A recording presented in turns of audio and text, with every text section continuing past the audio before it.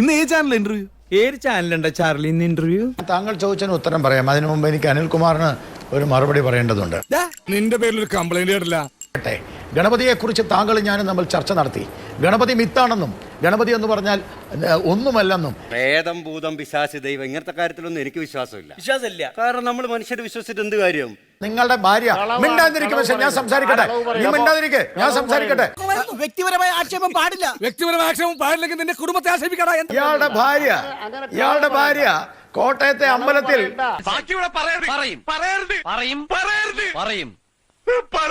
ഇയാളുടെ ഭാര്യ കോട്ടയത്തെ അമ്പലത്തിൽ ഇയാൾക്ക് വേണ്ടി എന്നും ഗണപതി ഹോമം നടത്തുക.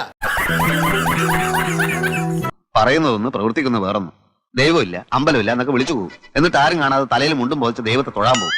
ആ ഗണപതി ഹോമത്തിന് ഷീറ്റ് എഴുതി കൊടുക്കുന്നത് ഒരു RSS കാരനാണ്. തൃച്ചമ്പടി അമ്പലത്തിൽ എന്നും കാലത്ത് സാറ് തൊഴാൻ പോകുന്നത് ഞാൻ കാണാറുണ്ട്. ഞാൻ അവിടെ തൊഴാൻ പോകാറുണ്ട്. ഇയാളുടെ പേരിൽ എഴുതി കൊടുത്ത ഷീറ്റ് എന്റെ കയ്യിലുണ്ട്. ഞാൻ വേണം നിങ്ങൾക്ക് കാണിച്ചു തരാം. എല്ലാം തീരുമാനിക്കുന്നത് മുകളിലുള്ള ഒരാളാണ്. അല്ല, മുകളിൽ ആരാണ്? നിങ്ങൾക്ക് വിശ്വാസം ഇല്ലാന്ന് പറയും ചെയ്യാം, പിന്നെ മുകളിലേക്കാ പോണല്ലേ? നിങ്ങളുടെ ഭാര്യയുടെ അച്ഛനാണ് ആ ക്ഷേത്രത്തിന്റെ ചെയർമാൻ. ഭാര്യയെ കൊണ്ട് ഗണപതി ഹോമം നടത്തിക്കുക. ഒരു കയ്യബദ്ധം നാറ്റിക്കരുത്.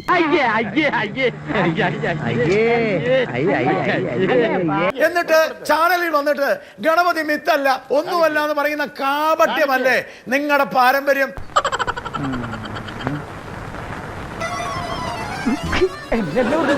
എന്തോന്നാടോ ഇത്? എവിടെ നിന്ന് കിട്ടിയോടോ ഈ ഉണ്ടാക്കണേ? നിങ്ങളുടെ ഭാര്യ നിങ്ങളുടെ പേരിൽ എഴുതിയ ഗണപതി ഹോമത്തിന്റെ ചിട്ട് എഴുതാനിരിക്കുന്ന RSS കാരൻ എനിക്ക് തന്നിട്ടുണ്ട്. തിരുമേനിക്ക് അത്ര ഉറപ്പാണോ ഉണ്ടെന്ന്? എനിക്ക് ഉറപ്പാണോ ഉണ്ടെന്ന്? എനിക്ക് കാണും. അതിനിപ്പോ എന്താ?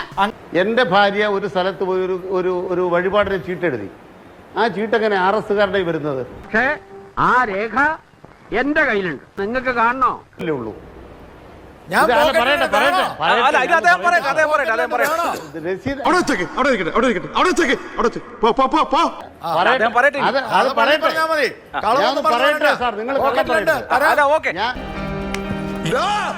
കൊന്നിട്ടോളൂ.